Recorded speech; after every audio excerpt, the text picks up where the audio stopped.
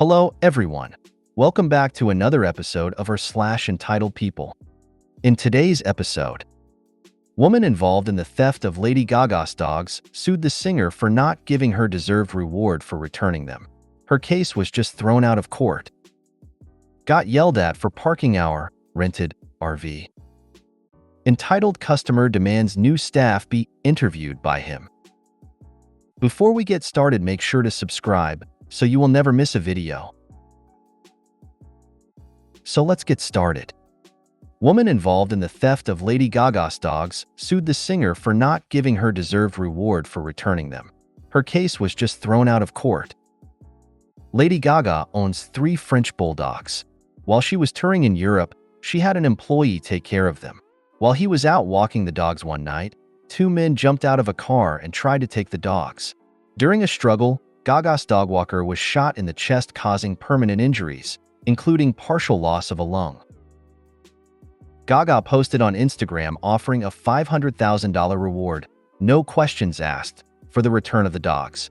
Not for the apprehension of the criminals to punish the attempted murder, just the return of the dogs. This distinction is relevant. 3 men, James, 18, Jalen, 19, and Lafayette, 27, were arrested and charged with a list of felonies. Jalen's father is Harold.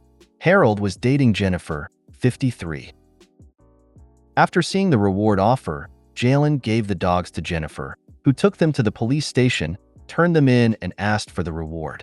At first, no connection to the crime was made, but eventually it was determined that her boyfriend's son stole the dogs and gave them to her to collect the reward. She eventually pleaded guilty to receiving stolen property and received 2 years of felony probation.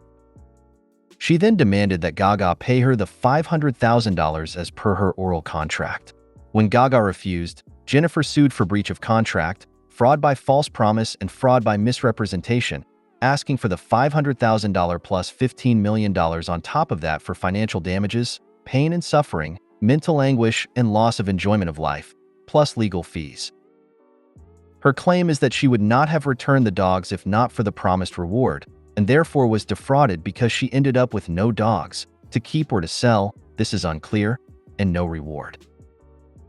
The judge ultimately dismissed her lawsuit with prejudice, which means she cannot attempt to file it again. Jennifer said she didn't know about the plan to steal the dogs ahead of time, but as the judge pointed out, she never claimed to not know the dogs were stolen by her boyfriend's son, when she received them or when she turned them in. Notably, she never alleges that she was unaware that the bulldogs had been stolen after they were stolen or at the time that she received them. Sounds like the judge made an appropriate decision. Stupid people make stupid mistakes, and this Jennifer is one stupid idiot for actually thinking she'd get the cash. Right? She pleaded guilty to receiving stolen goods and a felony probation. Still hasn't figured out that she isn't entitled to the money. It's the doctrine of unclean hands. You're not supposed to ask the court for relief if you're not innocent of conniving and causing the problem. That poor dog walker. That is awful. She's basically tried to sue for the proceeds of a crime. Truly a top mind. Got yelled at for parking our rented RV. It's a long weekend. We rented an RV, and on our way to our final destination, did a pit stop in a small city just for an hour or 2. We found a street parking spot and paid for said parking. While unloading our children, this older lady opens the window of her apartment and in the most passive-aggressive manner asked us to move our vehicle because it was too tall and blocking her view of the street. Also, it was our responsibility to be mindful of residents living in the area, to not restrict sunlight from entering her living room. Wait, what? We told her to bring it up with the city. As far as we were concerned, we had the right to be there, seeing we were not just legally parked, but we also paid for the parking. You can't make this shit up. There's a great story about a woman that didn't want anyone parking on her part of the street. She did her best to make everyone miserable until a police officer asked if she owned that spot and how long she'd lived in that house. Once he noted that information, he said he'd pass it on to the town manager so she could be billed for all the maintenance and snow removal associated with that bit of road and sidewalk. I remember reading that one. chef's kiss type of petty. When I was in high school, I was joining my boyfriend's family for dinner. The doorbell rang, and it was the police.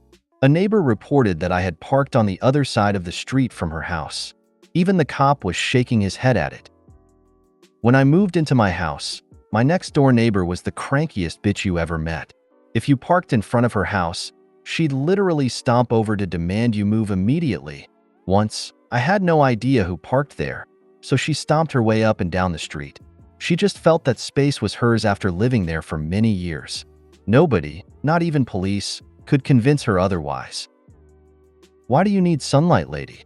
Are you a plant in disguise? Don't demons die in sunlight? Oh, just vampire.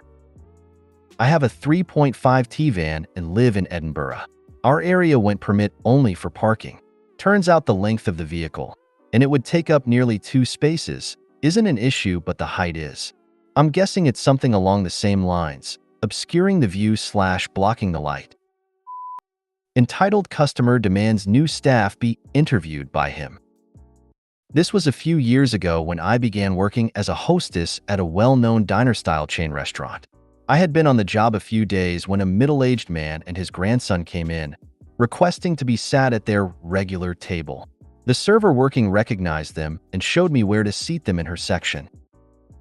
We were slow at the time, and after a few minutes when I passed by their table, the man stopped me and requested I sit with him a few moments. I was confused.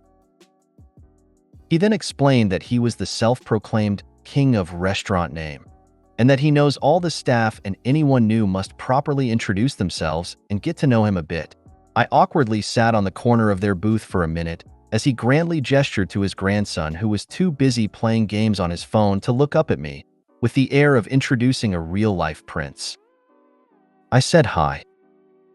He spent the next few minutes talking about himself as if he owned the restaurant, explaining they were there every few days and that this was his family.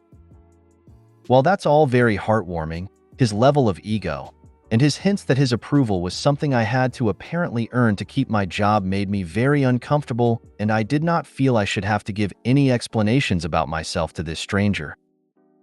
He continues by giving me the lowdown on his expectations, which essentially were that I must always seat them at this table without question, greet them like the royalty they were, and avoiding seating louder parties near them at all costs.